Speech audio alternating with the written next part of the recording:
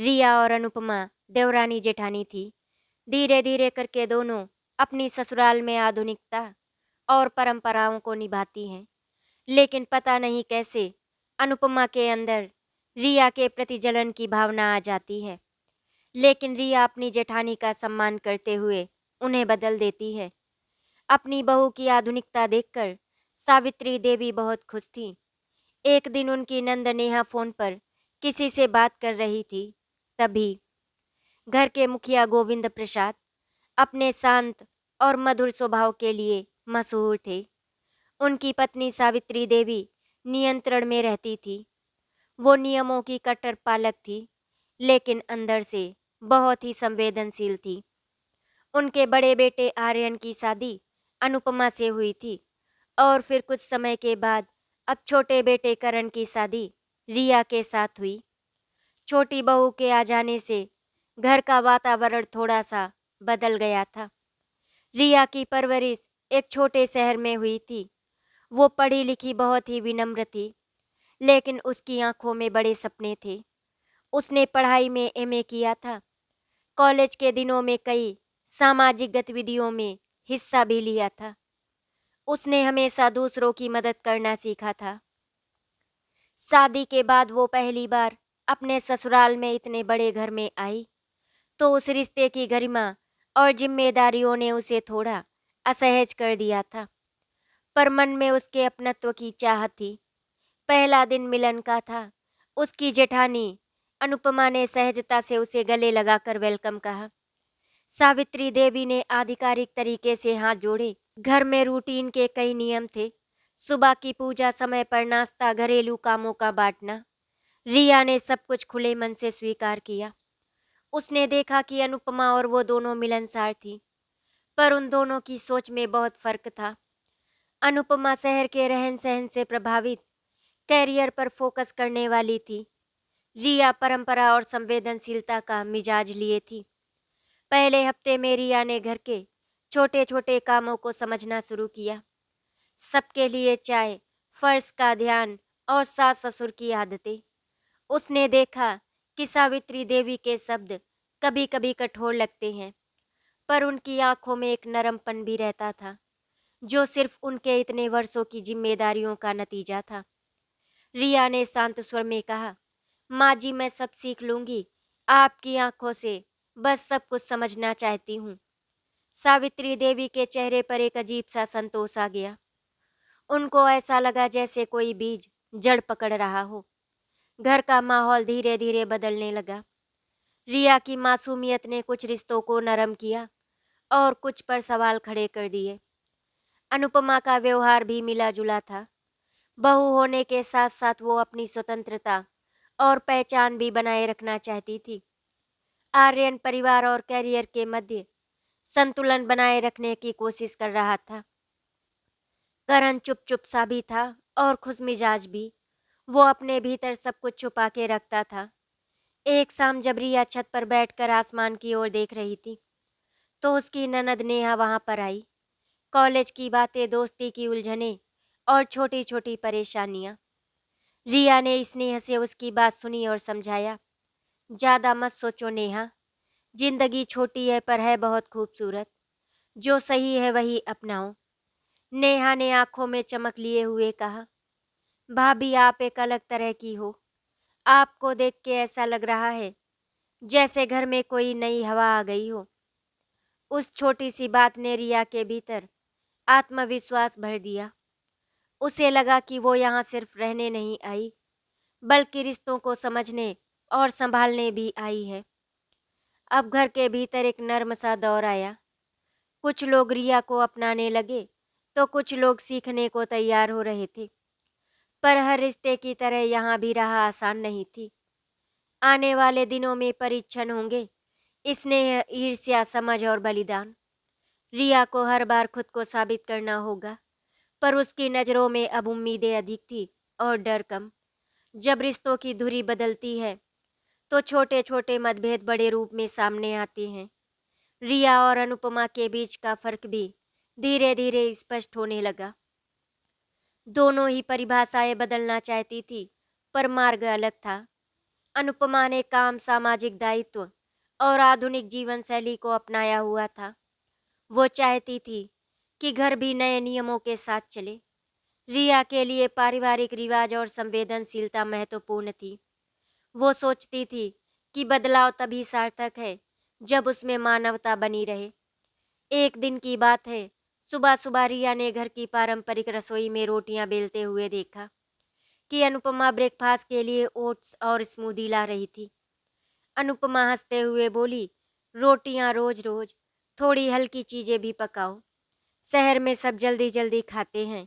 रिया ने सादगी से कहा, हमारे यहाँ रोटियां सिर्फ पेट भरने की चीज नहीं भाभी, वो अपनत्व और माँ का प्यार भी है। अनुपमा ने उत्तर दिया, ये बात सही है, पर समय के साथ बदलना भी जरूरी है।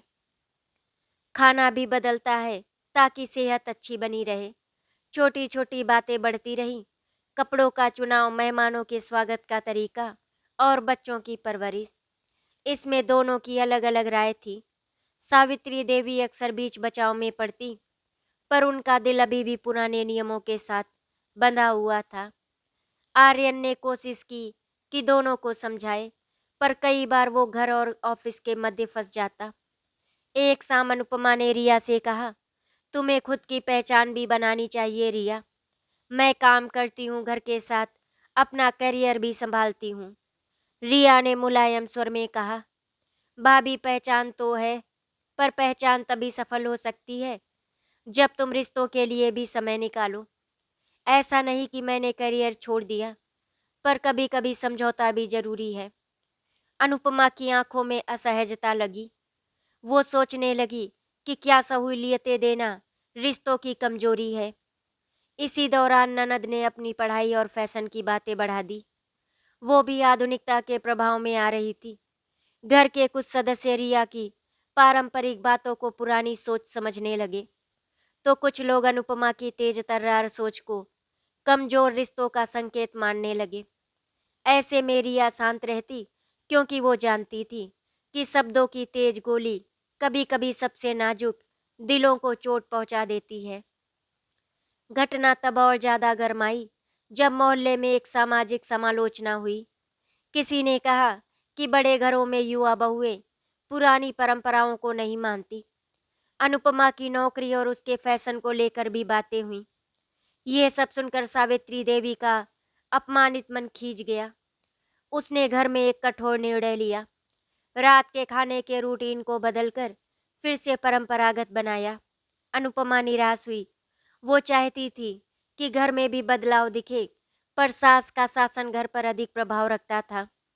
रिया ने देखा कि घर की शांति पर तनाव आ रहा है। उसने अपनी संवेदनशीलता दिखाते हुए दोनों के बीच पुल बनाने की ठानी। उसने अनुपमा के साथ चुपके से बैठकर कहा, भाभी हम अलग नहीं हैं, बस रास्ते अलग हैं। आप जो कर रही हो वो सही है, पर क्या हम दोनों मिलकर कुछ ऐसा कर सकते हैं जो पुरानी बातों का आदर करे और नए विचारों को भी जगह दे। अनुपमा की आंखें नम हो आईं। उसे एहसास हुआ कि रिया में एक समझदारी है जो दिखावे से नहीं आती। वो बोली, शायद हम कोशिश कर सकते हैं। रात के 8 बज चुके थे। घर में सब अपने अपने कामों में व्यस्त थे। सावित्री देवी टीवी पर धार्मिक कार्यक्रम देख रही थी। अनुपमा लैपटॉप पर ऑफिस की रिपोर्ट पूरी कर रही थी और रिया रसोई में ससुर जी की दवा का समय देख रही थी। तभी अचानक जोर की आवाज आई, पापा गिर गए। रिया भागकर कमरे में पहुंची तो देखा कि गोविंद प्रसाद जमीन पर पड़े हैं। चेहरे का रंग फीका पड़ गया था। सावित्री देवी घबराकर चीख पड़ी, हे भगवान, मेरे गोविंद को क्या हो गया? रिया तुरंत उनके पास झुकी, नाड़ी टटोली और तेजी से बोली, माँ जी घबराइए मत। नेहा पानी लाओ और करण तुम गाड़ी निकालो। भाभी आप मेरे साथ रहो। उस क्षण सबको ऐसा लगा जैसे एक दिशा मिल गई। जो लड़की अब तक शांत स्वभाव से घर के काम कर रही थी, वही अब पूरे घर की ताकत बन गई। अस्पताल पहुंचते ही डॉक्टर ने कहा, आपने समय पर मरीज को लाया, वरना हालत और बिगड़ सकती थी। सावित्री देवी रिया की ओर देखने लगी। उनकी आंखों में कृतज्ञता थी। रिया ने उनका हाथ पकड़कर कहा, माँ जी कुछ नहीं होगा पापा को, बस दुआ कीजिए। सुबह होते होते खबर आई कि अब खतरा टल गया है। डॉक्टर ने मुस्कुराते हुए कहा, इनकी जान इसीलिए बची क्योंकि इन्हें तुरंत उपचार मिला। आपने जो किया वो बहुत सही समय पर किया। सावित्री देवी की आंखों में आंसू आ गए। उन्होंने पहली बार रिया के सिर पर हाथ रखकर कहा, बेटी तू तो इस घर की लक्ष्मी है। आज तूने मेरे पति को बचा लिया। रिया ने झुककर कहा, माँ जी मैंने कुछ नहीं किया, ये तो बस भगवान की कृपा है। उस दिन घर का माहौल बदल गया। जहाँ पहले अनुपमा को केंद्र में देखा जाता था, अब सबकी नजरें रिया पर टिकने लगी। नेहा ने गले लगाकर कहा, भाभी आपने जो किया वो कोई और नहीं कर पाता।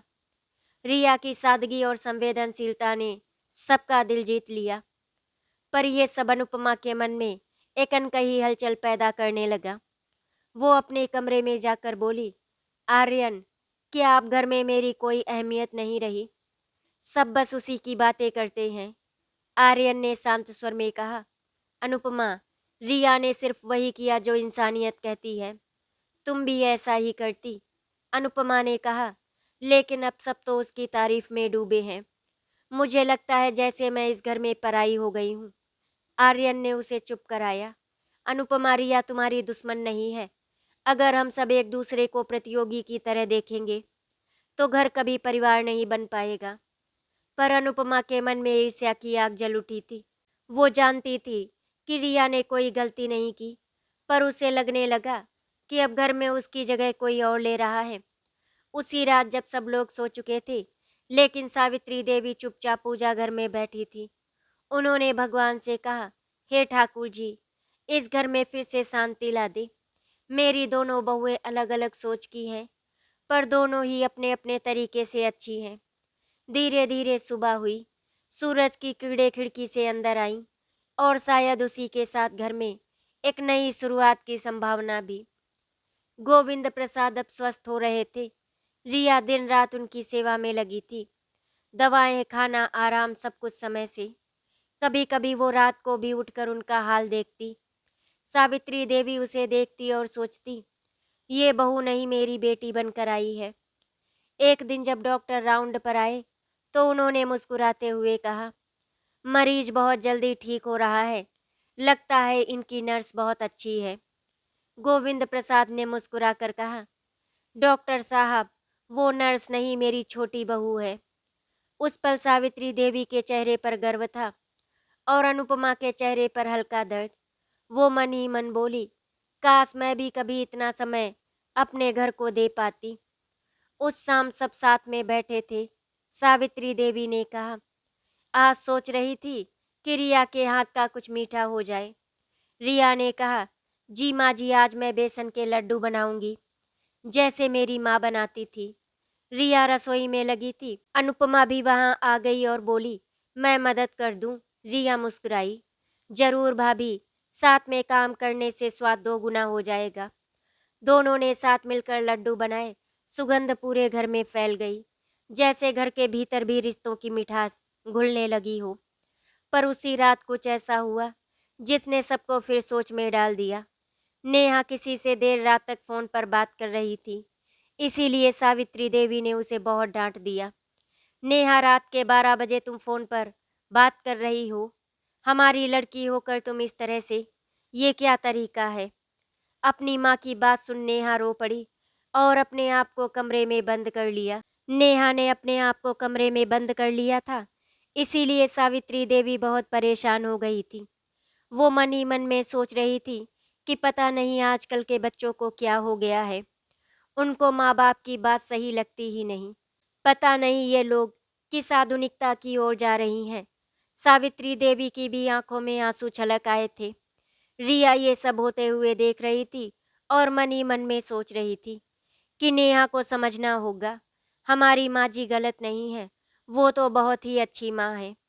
उन्होंने आज तक कुछ भी ऐसा नहीं किया जिससे परिवार को शर्मिंदगी का सामना करना पड़े। इसीलिए वो चाहती हैं कि उनकी बेटी भी उनके नक्शे कदम पर चले।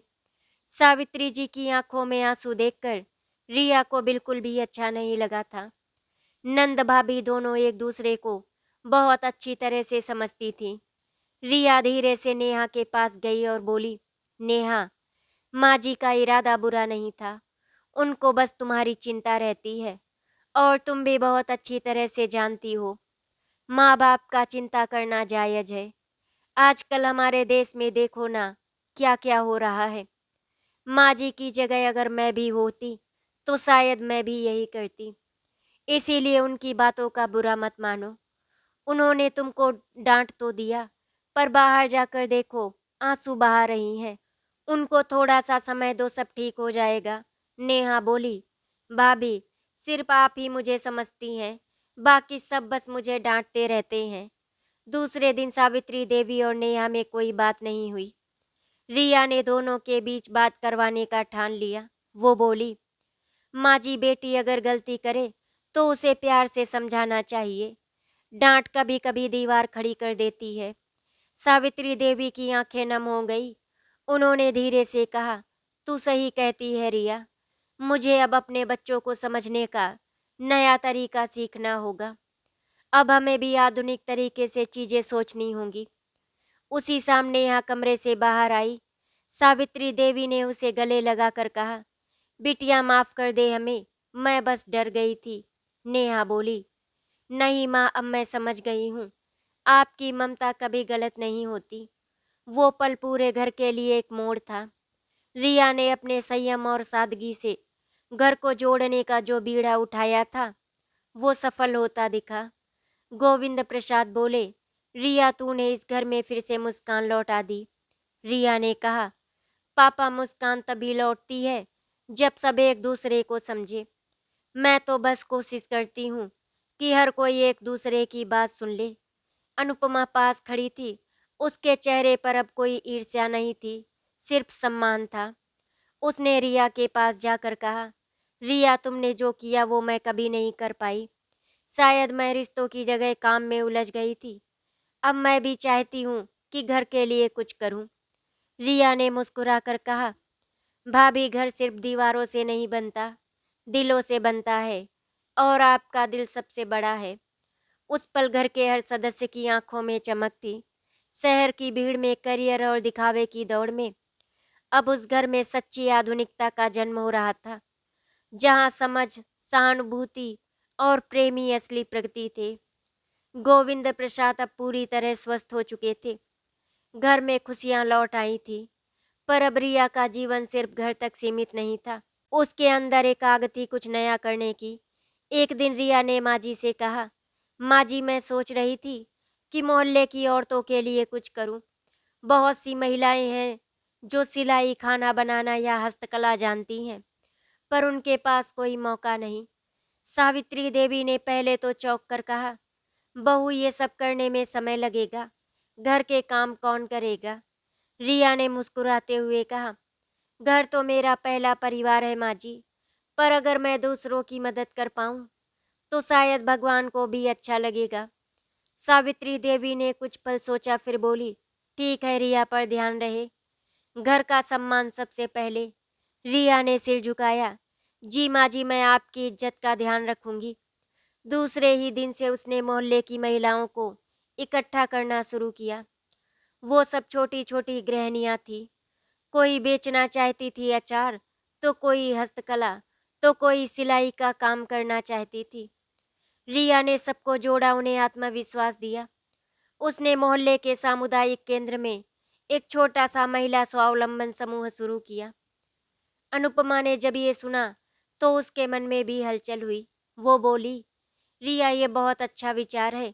अगर तुम चाहो तो मैं इन महिलाओं को कंप्यूटर और ऑनलाइन बिजनेस की ट्रेनिंग दे सकती हूँ।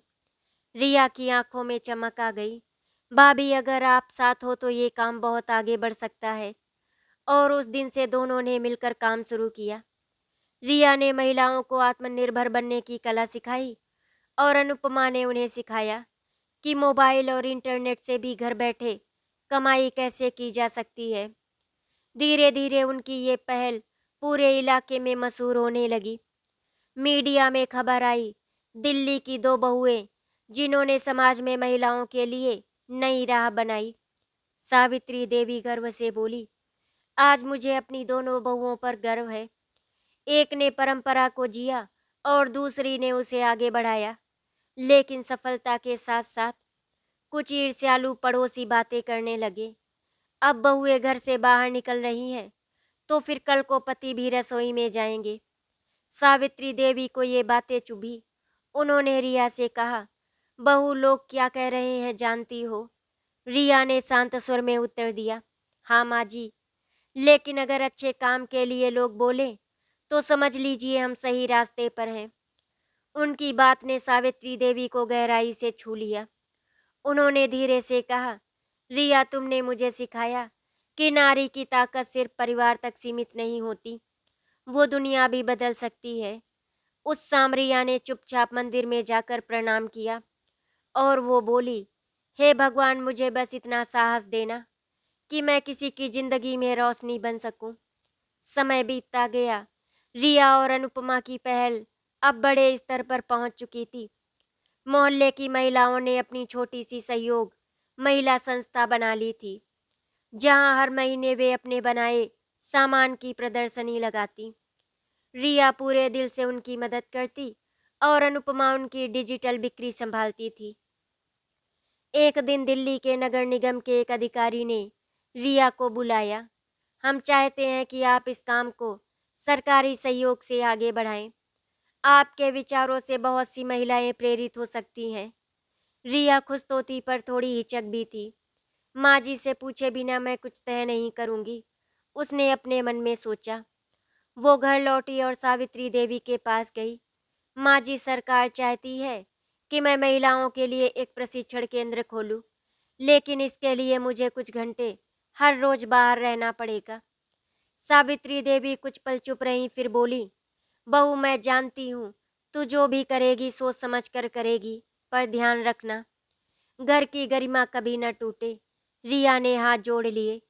आपकी इजाज़त ही मेरी ताकत है माँ जी। जब ये खबर अनुपमा ने सुनी तो वो और उत्साहित हो गई। उसने कहा, रिया हम मिलकर इसे ऑनलाइन प्लेटफॉर्म पर ले जा सकते हैं। मैं तुम्हारे साथ पूरा दिन नहीं रह पाऊंगी, लेकिन अपनी कंपनी के डिजिटल पार्ट से मदद दिलवा सकती हूँ।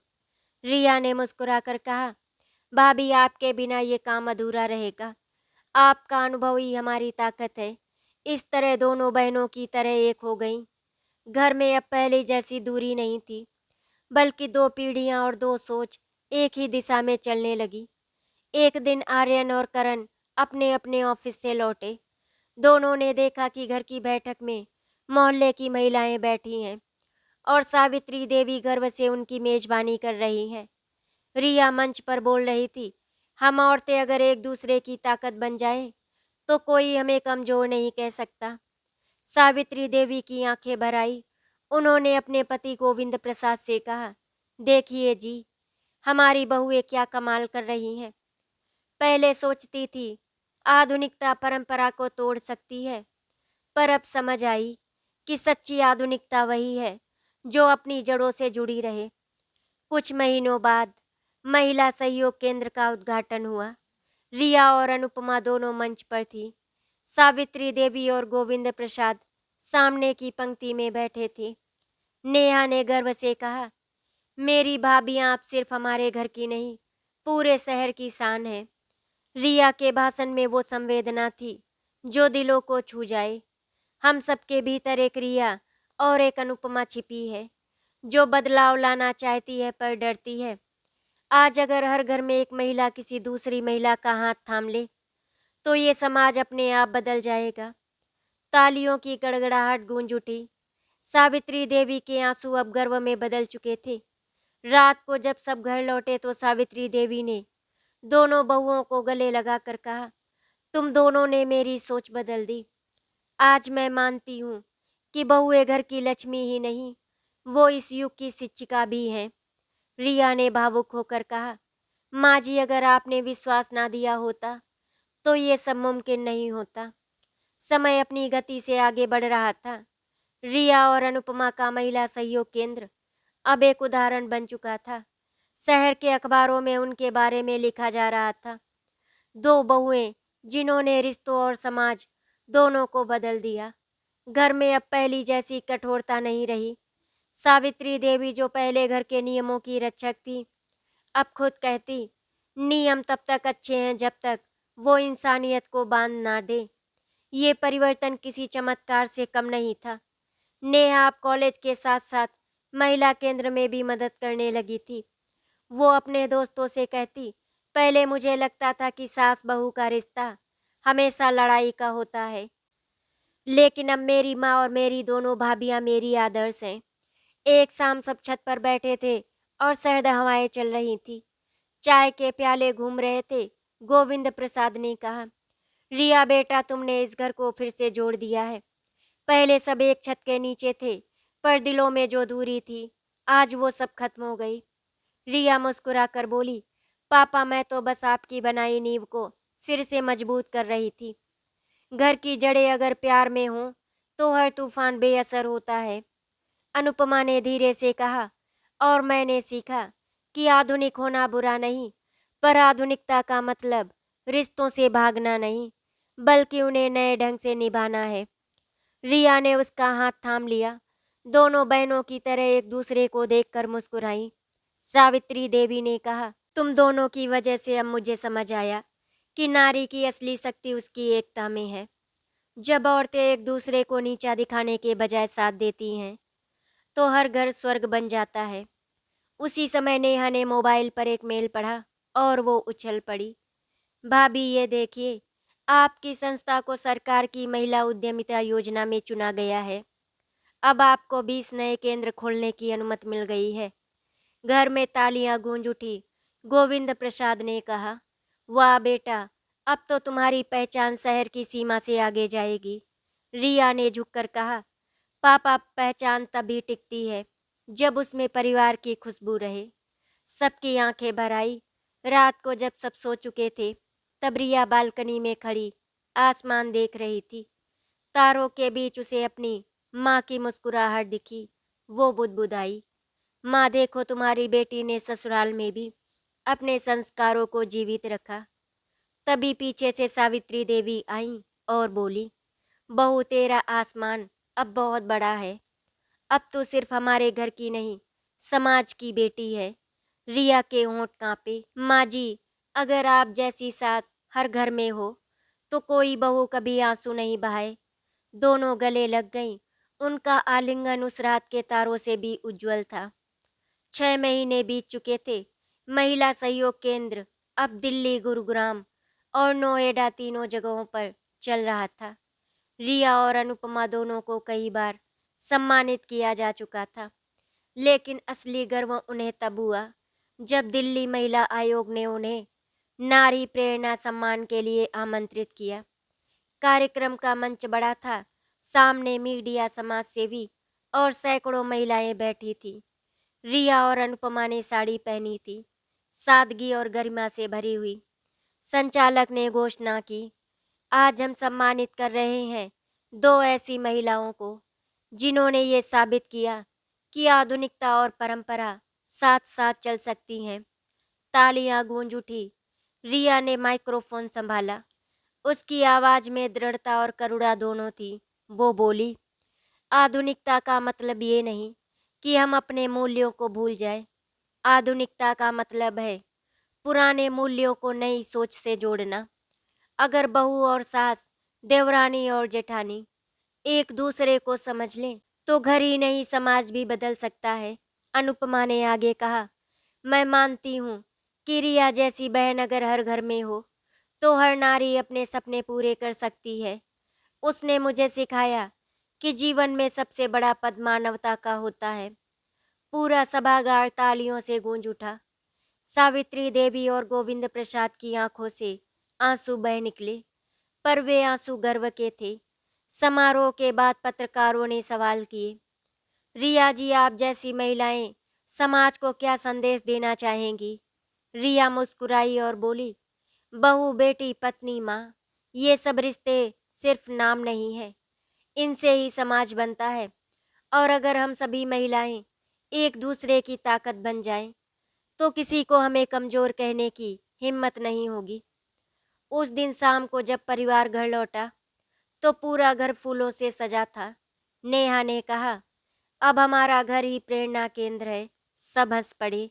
सावित्री देवी ने दोनों बहुओं को अपने पास बुलाया और बोली, मैंने जिंदगी में बहुत कुछ देखा, पर आज पहली बार समझी हूँ कि सच्ची बहू वही है जो घर को बदलती नहीं, बल्कि घर को बेहतर बनाती है। रिया ने उनके पैर छुए और बोली, माँ जी, मैंने सिर्फ आपकी सीख को आगे बढ़ाया है। अगर सास समझने वाली हो तो बहू खिलने वाली होती है। नेहा की पढ़ाई अब कंप्लीट हो चुकी थी, इसीलिए गोविंद प्रसाद जी नेहा के लिए लड़का देखने लगे।